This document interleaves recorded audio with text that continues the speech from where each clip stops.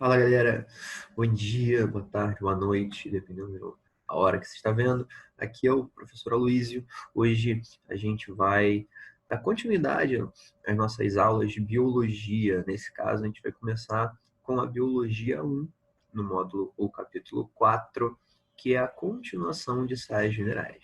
Hoje a gente vai dar continuidade ao os conteúdos de sais minerais, que são substâncias ainda inorgânicas. Então, vamos lá.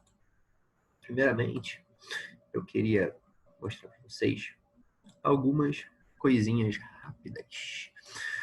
Aqui eu botei só uma introduçãozinha rápida para falar que os sais minerais estão presentes na nossa alimentação, principalmente. Todos os dias nós estamos consumindo sais minerais de diversas fontes, animais, vegetais, grãos, enfim, tá, gente? Então vamos lá. Nesse capítulo 4, o primeiro sal mineral que a gente vai estudar é o iodo. O que é o iodo? O iodo tem como base a composição dos hormônios da tireoide, T3 e T4, que controlam o metabolismo corporal. Então, o que é o T3 e o T4? T3 e T4 são hormônios que controlam o seu metabolismo energético, principalmente a regulação da sua temperatura corporal. Esses hormônios, eles vão manter seu metabolismo ativo ao longo do dia. Também a gente pode pensar que são eles que vão manter a nossa homeostasia de temperatura corporal. Tranquilo, gente? Esses hormônios fazem grande parte do nosso sistema endócrino, tranquilo.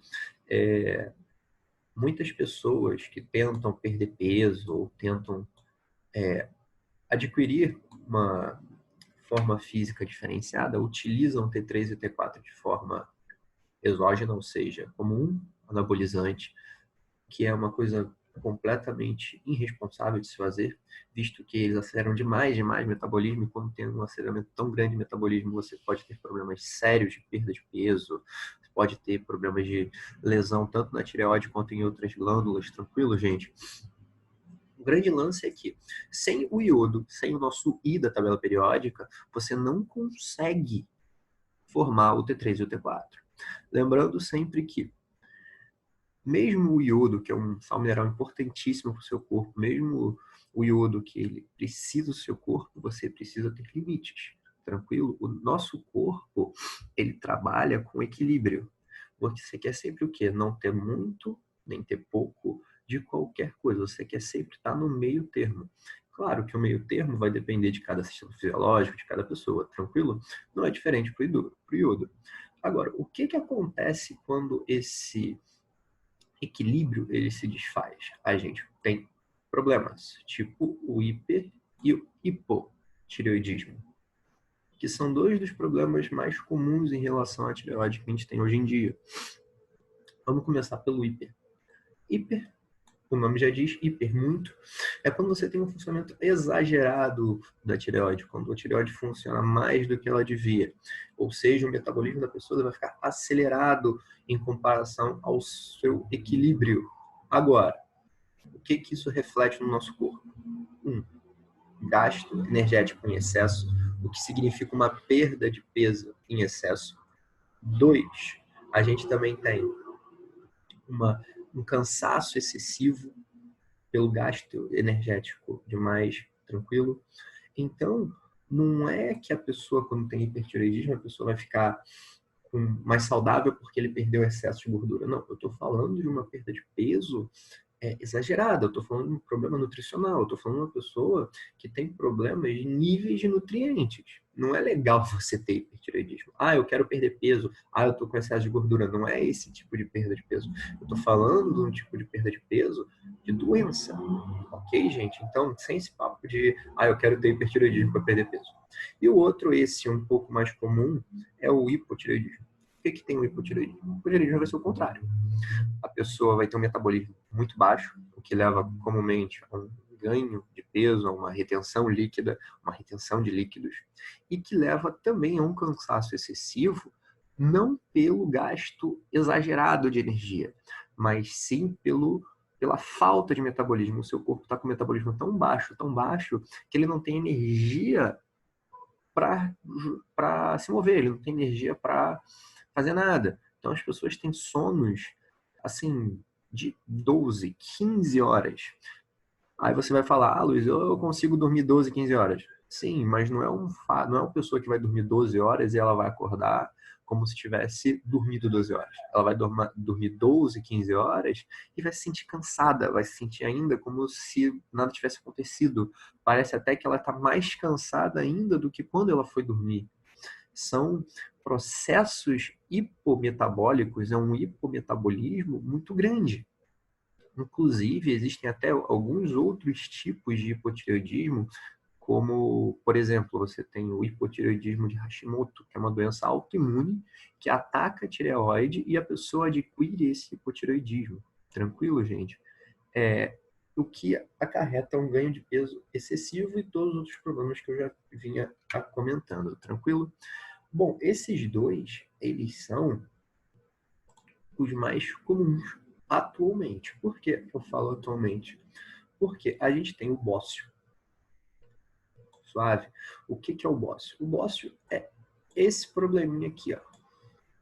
Que é quando, por algum motivo, normalmente pela falta de iodo, a glândula tireoide que fica por aqui, ó, ela começa a inchar. E ficando com essa papa, que tem até esse nome, inclusive. O que aconteceu? Por que eu quero falar do bócio agora? O bócio, há uns anos, há umas décadas atrás, era uma doença muito recorrente aqui no Brasil, principalmente no interior do Brasil, nas regiões centro-oeste do Brasil, por causa que, de onde vem o iodo? Qual é a fonte do iodo? Já até botei aqui que a fonte natural de iodo são os frutos do mar. Então você pensa, regiões centro-oeste, onde você não tem acesso a alimentos vindo do mar, como nós da costa aqui do Rio temos, onde o alimento é muito mais caro, o acesso ao iodo dessa galera era muito mais difícil. Tranquilo? Tanto que, após essa época, o nosso sal, hoje em dia todo mundo deve saber, ele é iodado. Então, uma coisa que eu gosto de sempre botar é o seguinte: a gente tem uma fonte natural de iodo, que são os frutos do mar. E a gente tem um sal iodado, que ele é iodado artificialmente. A gente coloca o iodo no nosso sal para compensar a falta de iodo que certas regiões do Brasil possam vir a ter. Tranquilo, gente? Então, em termos de questões, o que a gente tem? T3 e T4. A funcionalidade deles costuma sempre aparecer, onde nós vamos ter o iodo, tranquilo, e também o que é um hipertireoidismo, o que é um hipotireoidismo e a questão do bócio. Lembrando sempre que, em relação às fontes de nutrientes, em fontes de iodo, quero dizer, nós temos sempre o fruto do mar como uma fonte natural e o sal como uma fonte artificial em que ele é aplicado ao nosso sal. Suave? Tranquilo? Acho que deu para dar uma boa ideia sobre o que é o nosso iodo. Beleza, gente? Passando aqui, ó, a gente vai ter o quê? Passando aqui, nós temos o sódio e o potássio. Se você parar e ver na sua apostilinha, sódio e potássio eles estão separados. Mas vamos trabalhar eles juntos aqui, por quê? Sódio e potássio, Na+, K+, são duas moléculas, são dois íons, quero dizer, que trabalham sempre juntos, principalmente por causa da bomba de sódio e potássio. Quando a gente for estudar mais para frente, o transporte entre membrana, quando a gente for estudar mais para frente, passagem de íons pela membrana, a gente vai estudar um pouquinho mais sobre bomba de sódio e potássio. Mas o que é essa bomba de sódio e potássio? É isso que eu botei aqui embaixo. Ela é uma proteína intramembrana, tranquilo, em que ela sempre faz o seguinte transporte. Ela vai colocar sódio no meio extracelular e vai colocar potássio no meio intracelular. Por que ela faz isso? Por que essa bomba age dessa forma? Ela tem essa atuação porque, fisiologicamente, o nosso corpo necessita de um pouco mais de quantidade de sódio no meio externo da célula do que no meio interno. Ou seja, o nosso sangue, ele tem maiores quantidades de sódio do que as nossas células. Isso se dá por alguns motivos, que a gente pode colocar aqui, por exemplo, a regulação hídrica, tranquilo, e a gente pode botar também o controle dos impulsos nervosos. Nesses dois casos aqui, ó, a gente precisa desse sódio em excesso no meio externo do corpo. Perceba, quando eu falo sódio em excesso, eu preciso ter mais sódio no meio externo do que no meio interno. Intracelular, quer dizer, desculpa. Só que ainda assim são quantidades específicas. Ok? Por que eu estou falando isso? Nós podemos ter excesso de sódio no sangue e causar problemas. Não é só porque a gente precisa de ter sódio no nosso sangue em maior quantidade do que dentro das nossas células, que qualquer quantidade exagerada de sódio é viável. Tranquilo? Tanto que se eu tenho condições externas, ou seja, no nosso sangue, em excesso de sódio, a gente tem a famosa hipertensão, que é um aumento da pressão arterial. Motivo: eu já tenho mais sódio no sangue do que dentro das células. Ok? Ok. Se eu como muito sal, que é o cloreto de sódio, se eu como muitos alimentos que tenham esse sódio em excesso, eu acabo tendo tanto sódio no sangue, mas tanto íon sódio, que você começa a ter um acúmulo de líquidos no sangue, as células começam a perder água para o sangue, então o volume do plasma sanguíneo ele fica muito elevado. Quando esse volume do plasma sanguíneo fica muito elevado, o nosso sistema circulatório vai ter que fazer mais força para transportar essa quantidade em excesso de água, e com isso a pressão arterial vai aumentar. Então, a galera que já é hipertensa naturalmente tem que fazer um controle do sódio através da sua alimentação. É engraçado também de perceber que o nosso corpo ele tem vários mecanismos para reter sódio. Se a gente for pensar, por exemplo, no nosso sistema excretor, nós temos um hormônio que a função dele é reabsorver o sódio, que é a aldosterona. Então, a gente já tem funções no nosso corpo para reabsorver sódio, e se a gente não tem uma dieta balanceada, a gente vai aumentar ainda mais as quantidades de sódio no nosso sangue, tranquilo? Por isso que a hipertensão é uma das doenças crônicas, um dos problemas de saúde crônicos que nós temos há mais tempo e ao longo de toda a nossa população. Beleza, gente? Então, não é só porque eu preciso mais de um do que no outro, no meio extracelular do que no meio intracelular, que pode ser um exagero. É um equilíbrio, ok? E o que é isso aqui? Ó? Isso aqui é o seguinte, isso aqui é só um lembrete para falar com vocês que esse processo, ele gasta energia, ele gasta o famoso ATP. ATP a gente vai falar mais para frente, que é a adenosina trifosfato, mas rapidamente ele é a nossa moeda energética.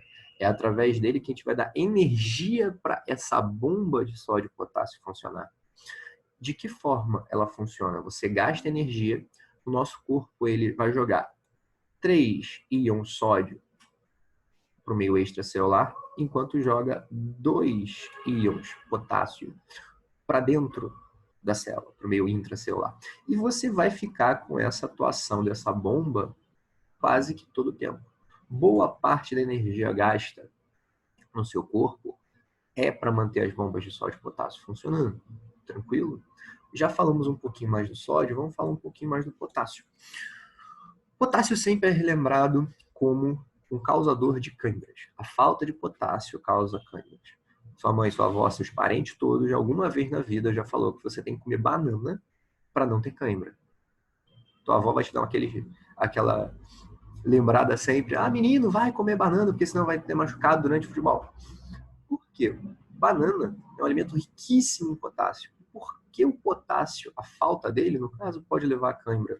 O que acontece, gente, é que o controle dos impulsos nervosos é regulado pelo potássio também junto com o sódio. Agora, se eu não tenho esse potássio, todo o processo de gerar impulso nervoso para o músculo, ele fica defeituoso.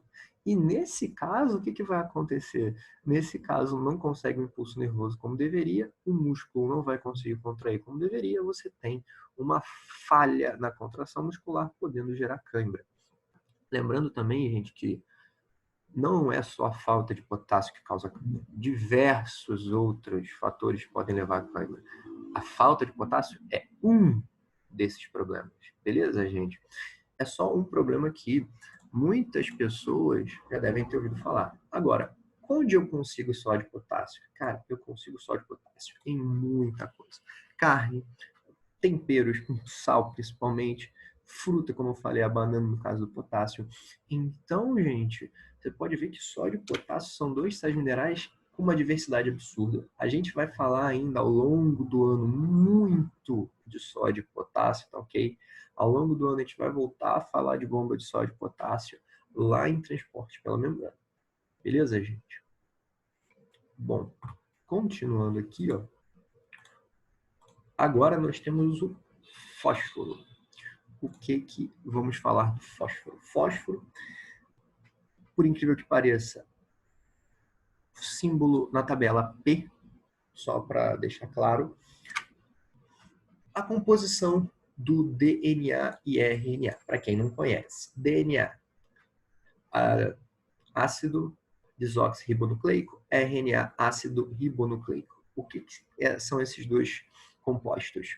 DNA e RNA são nossos ácidos nucleicos, basicamente onde eu vou ter tanto o armazenamento do nosso material genético no DNA, quanto a capacidade de síntese proteica pelo RNA.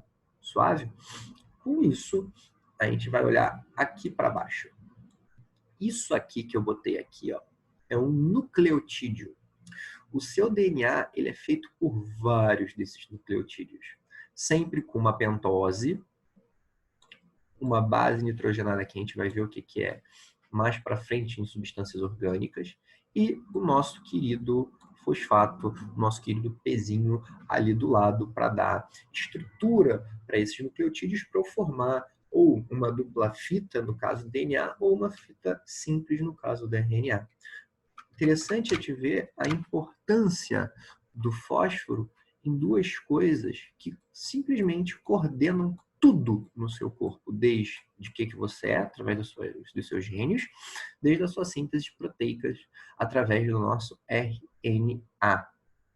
Como eu falei antes, fósforo também é responsável pela composição do ATP. O que é essa adenosina trifosfato? É isso aqui. Ó. O que é isso? Isso é uma forma bonita da gente falar moeda energética. Energia, se a gente for para pensar, é calor, é caloria.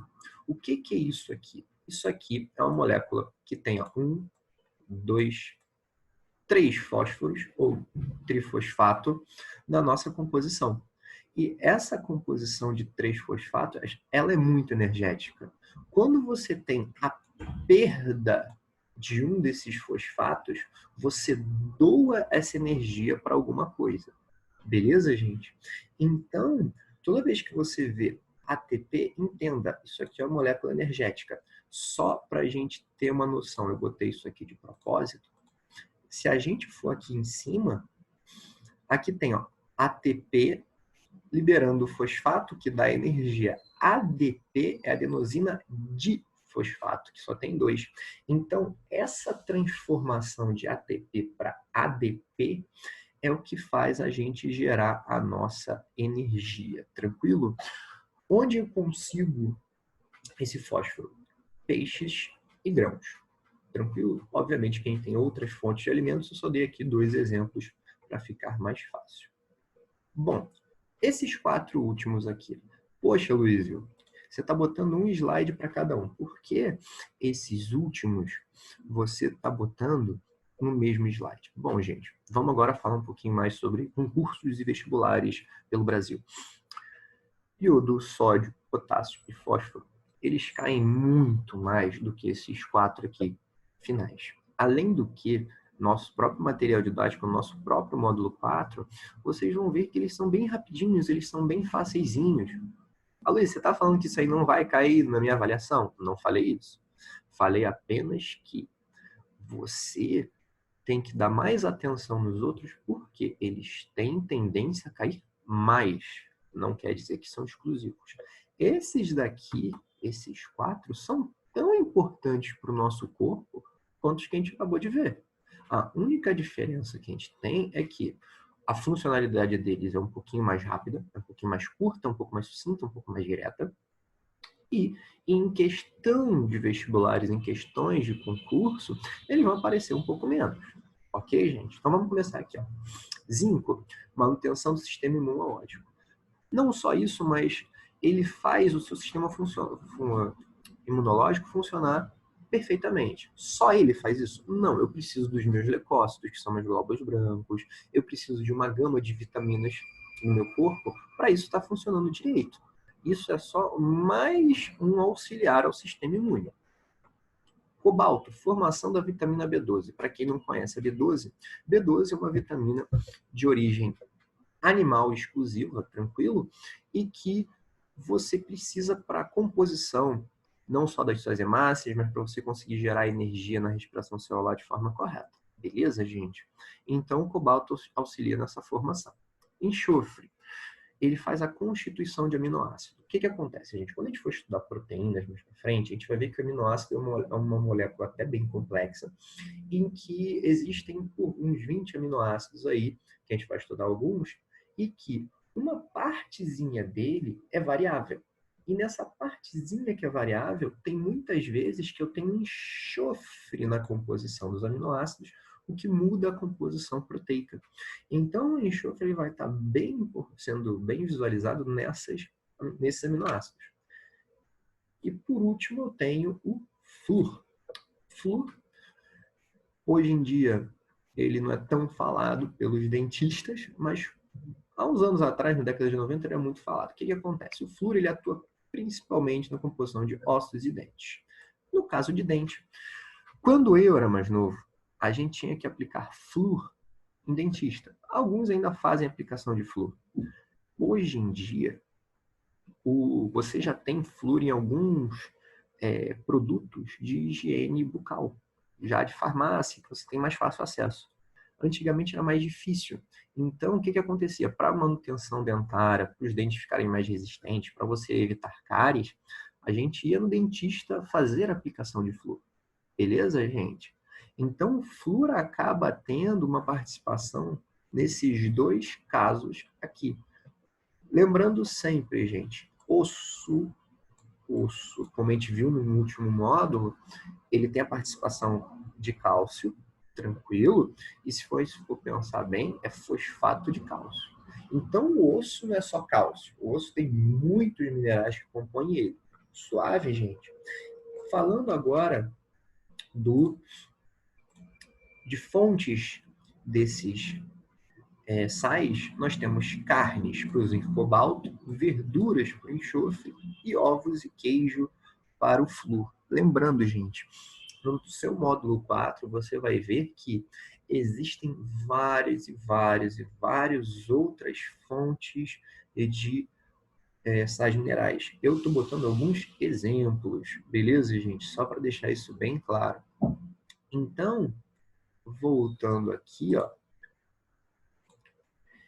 esses eram os sais que eu queria mais falar com vocês. Bom, galera, voltando aqui após um pequeno corte, que deu um pequeno problema na minha gravação, mas nenhum problema que eu não possa resolver. Mas só queria fechar com vocês a nossa aula, tá? A gente termina essa segunda parte de sais minerais, lembrando que a gente já viu a primeira parte de sais minerais no capítulo 3, tranquilo? E relembrando, esse capítulo, gente, ele contempla vários sais, eu apontei alguns de forma mais específica por uma questão simples de serem mais cobrados em vestibulares ou em concursos, tá? Mas relembro e reforço, não são exclusivos, tá, gente? Da mesma forma que as fontes, os alimentos que eu coloquei aí não são os únicos. No capítulo 4 do seu material você vai encontrar vários outros alimentos para contemplar todas as fontes possíveis dos sais. Tranquilo? Bom, é isso, gente. Um grande abraço. Até uma próxima aí. Valeu!